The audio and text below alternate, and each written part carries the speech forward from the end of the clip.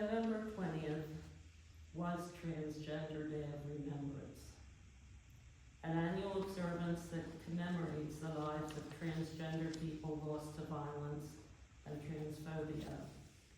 It serves to honor victims, show solidarity with the transgender community, and raise awareness about the ongoing discrimination and violence they face, with a call to action for equality and safety.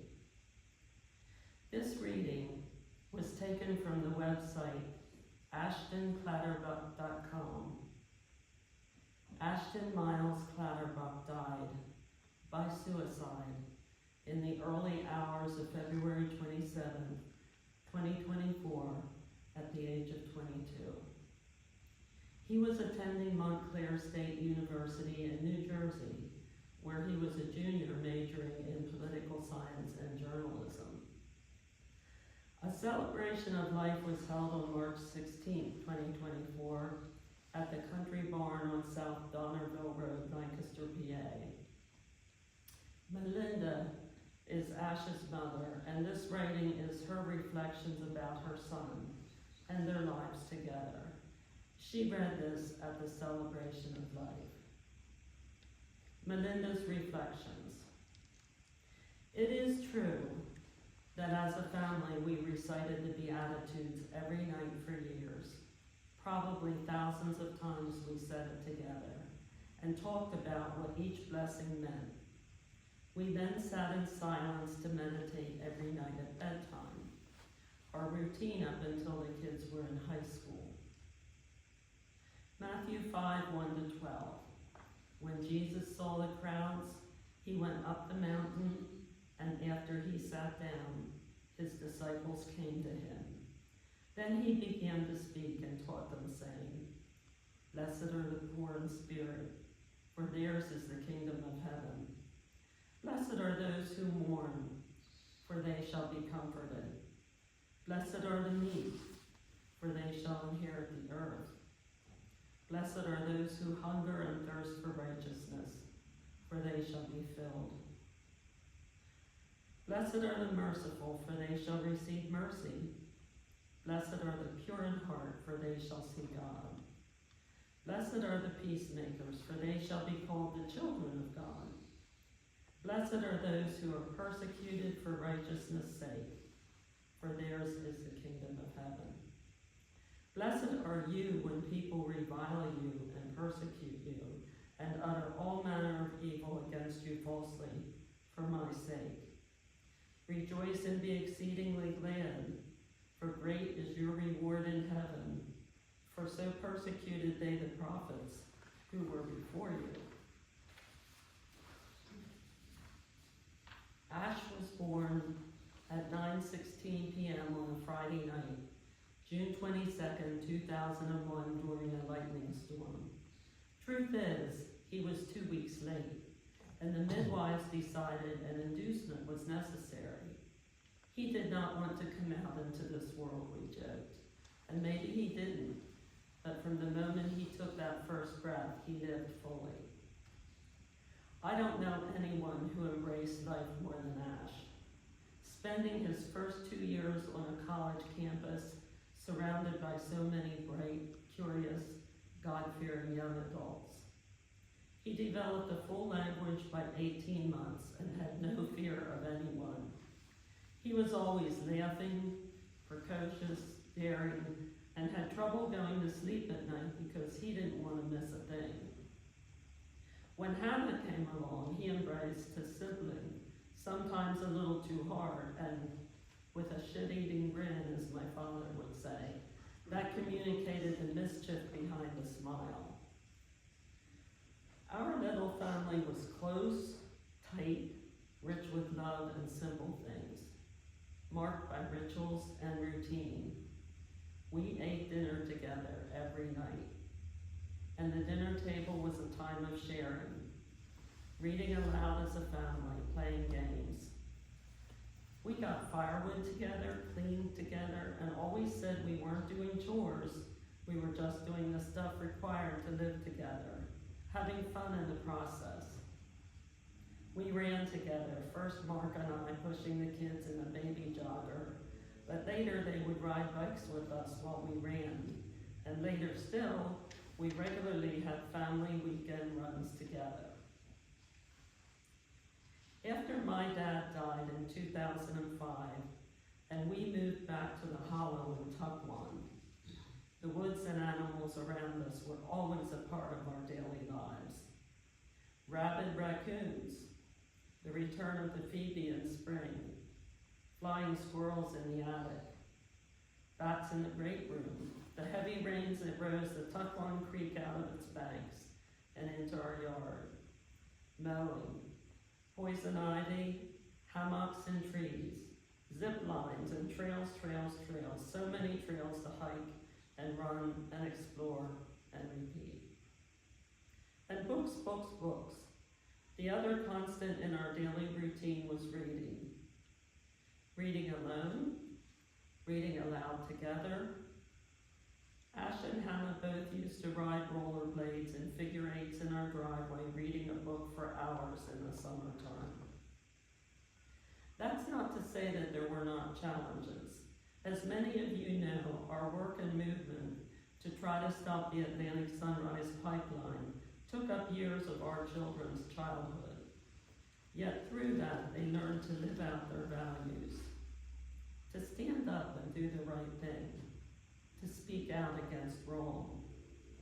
Ash was raised to see the injustices in the world, because to not see them would lead to complicity in them. And we strove to counter the injustices with truth and love. In so many ways, Ash's life is a full testament to that goal.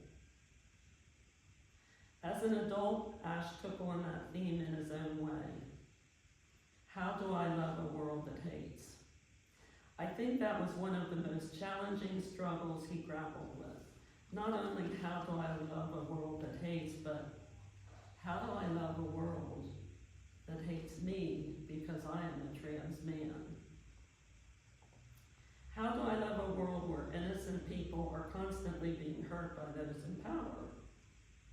I won't pretend I understand. I won't pretend to have answers I don't have. But I will cling to what I do know. We loved a boy, and he loved us. We loved a man, and he loved back. We loved a human being full of love for others. And they, those others, you, loved him in return. I know that each of us who met that child was changed by him, by his kindness, his playfulness, his passion for justice, his presence, his words, his smile, his notes of encouragement, his goofy humor. I know, actually, I believe in hope and want to know that love will overcome hate someday in some way, and that love will replace the hate of the world. But history has not set much of a precedent for that. I also know that I alone can't change the world. I can only work on me and on those around me. So I'm going to work on this right here myself. And I caution you to beware because you are in my circle of influence. So I'm probably going to work on you too. I think the most important message I hope you take with you from this life celebration of our son, who left this world way too soon, is for all of us to love more. So love widely, love broadly, profusely, unconditionally. Love always, everyone until it hurts. Choose to love, and love means rejecting fear-filled hate of that other, of the one you don't know, or understand or relate to. Love without judgment. Love means speaking up for those in need, and speaking out against scapegoating. Speaking up for the marginalized. Speaking truth in a world of lies. Love deeply. Say it. Don't be shallow or inconsistent. Don't be superficial or fickle. Love when it is hard. know that eventually love is always hard. Still love. Recently, a dear friend of mine sent me the words, "Grief is love persevering." I'm going to say that one more time. Grief is love persevering. My love for Ash is going to persevere for some time. In her poem, Uses of Sorrow, Mary Oliver says, "Someone I loved once gave me a box full of darkness. It took me years to understand that this too was a gift. I don't know that this darkness will ever feel like a gift, but I know the life of Ash was all gift. The light of Ash was gift. And I trust that that light still shines in each of us. Let's celebrate that life and light together and show it to the world. Thank you for being here and celebrating with us the life of Ashton Miles Clatterbuck, to Ash." And I just added something at the end. The relevance of this reading. What is the relevance to St. Matthew? Well, as St. Matthew is a reconciling in Christ, we're open and affirming Lutheran Church. And our welcome statement says, in part, we publicly and humbly commit to do what it takes to truly be a sanctuary filled with warmth, love, understanding, safety, respect, and care for all who enter here. Also, I believe that parents are in a unique position to describe their LGBTQ+ children and their children's struggles to get along in a world that chooses to marginalize them.